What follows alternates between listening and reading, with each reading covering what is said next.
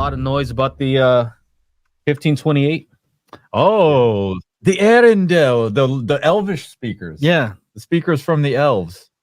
Where I see some YouTube videos about them. All subjective stuff though. I want to see some. I want to see some objective measurements. I think they have the measurements online, like how tall it is. Yeah. Right. How they got on their website. I guess just go to their website. They have some their frequency response, and I think. Oh, you mean that kind of measurement? They probably got it right. I thought you meant just sure they got it right. how big it was. I'm sure they have directivity data on. No, just the frequency response. I don't know.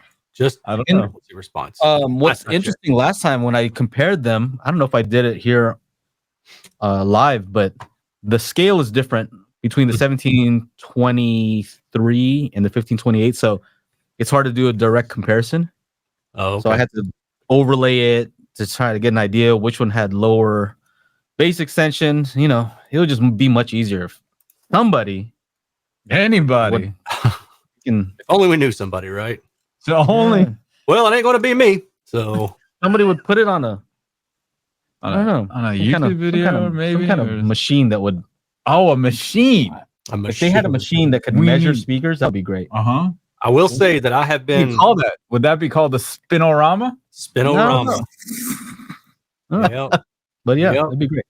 This one is. If only somebody could do that. Yeah. I mean, they look cool. You know what? On YouTube, there was this bald guy a while back. He was able to do that. Yeah, he used to. Yeah. Amir? No. He had a big shiny forehead, no hair up top. I don't know who that would have been.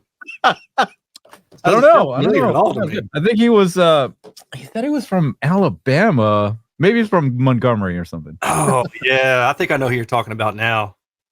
Yeah, that guy. I met him one time at an Axpona thing or something. That dude was just a total jerk. Yeah. He was it was weird too, man, because when I met him, he was like, here's my business card in case you ever want to, reach out, and it had a QR code. So I was curious. I scanned the QR code and it took me straight to his Amazon affiliate link. Sounds like the guy I know. Yeah. That's funny. Speaking of which, it's Prime Day. It is, yeah. Oh, yeah. So click on all those affiliate links from all the YouTubers shilling stuff. Same thing, man. Me included. I was shilling. Joe, Aaron was shilling straight up in our messenger group. He's like, "Oh, I'm looking for this camera," and then he sent a link. I'm like, "Oh yeah, affiliate link." Dude, I don't care anymore. You guys know what to do. I'm like, I hate having to tell it to not do the other one. I'm like, I'm not doing that. Gotta do it from the end. But at least warn us, man. Yeah. Jeez. Yeah. I do sometimes, and then sometimes I'm like, you know what it is. Like, I'm what it is. I don't have to. Y'all are going to buy that thing that I sent anyway. So that's funny. That's funny. So, but yeah, a lot of talk about the 1528. Lots of subjective reviews, and I just went on the Facebook group for Arendal, and people are like, "I wish Aaron would measure these." It's just kind of funny, Well, I saw that whatever. They didn't send me any, and I think I know why. Because that video that you and I made together. Oh, you said they don't have base, and then everybody's like, "Of course they got base," and it's like, "Well, response by their own data." They don't have low base. That's the difference. That's right. It's right. It's so crazy because when I emailed or I'm in contact with the guys at Arendal, and they're like, "Yeah, that's kind of how we made it. That's how we designed it." So they were not upset, but the people in the Facebook group were kind of upset. But it's all good. Even their new big old tower speaker rolls off somewhere like around 50. That's what I was looking at. I thought from the, their marketing, it made it sound like, oh, these are going to be, we're going all out with these. They're going to be full range. Like I thought they were just going to go for it. I'm kind of a little bit perplexed. So their website frequency response, which I've got up now, I guess I can switch it over unless Chana still has it up. Mm-hmm. I just closed it. All right. Let me pull it up real fast. This is actually kind of cool. Just doing this full screen and having that. Yeah, why not? This just painting. Okay. Is it showing it still? Yeah. So that's their big tower with the 4/8. sensitivity around 90, 89, 90 decibels or so at 2.83 volts, 1 meter. But yeah, you can see there's a knee around just below maybe 50 hertz or just above it, somewhere around that area. Right there, and then it starts to roll off.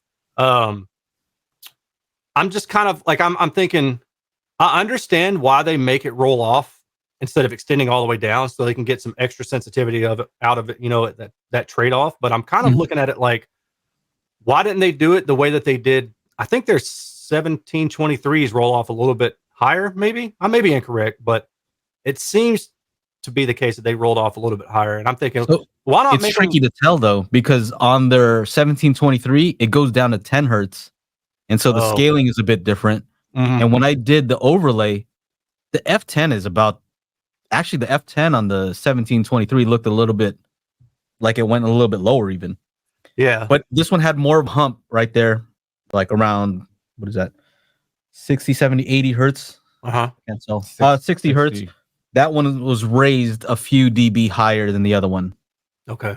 So the other one kind of it rolled off a little bit earlier, I guess. Yeah. But the F10 seemed to be a little bit higher. So very interesting. Yeah.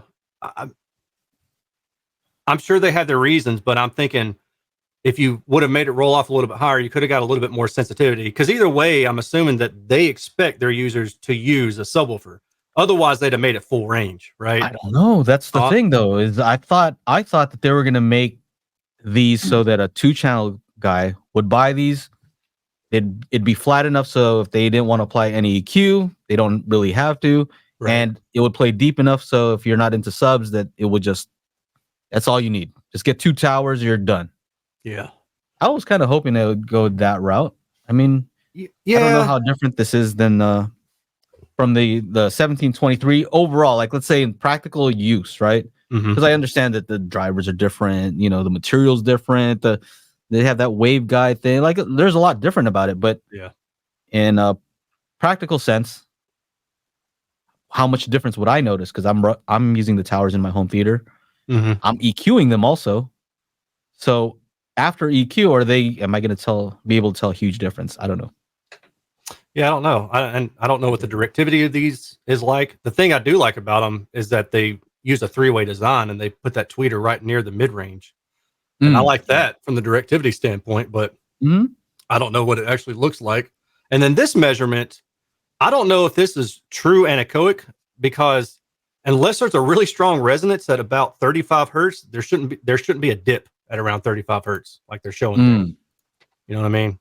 Like, so I don't know. I'm wondering if that's not a true anechoic measurement, or if it is, then there's something resonating around 35 hertz. Yeah. So I don't know. I'm hoping that, because they have more data on their other speakers, so I'm hoping that this is just kind of to hold people over until they actually release them for sale, which I think I saw was going to be in December. And then maybe by then they'll have a broader data set, hopefully.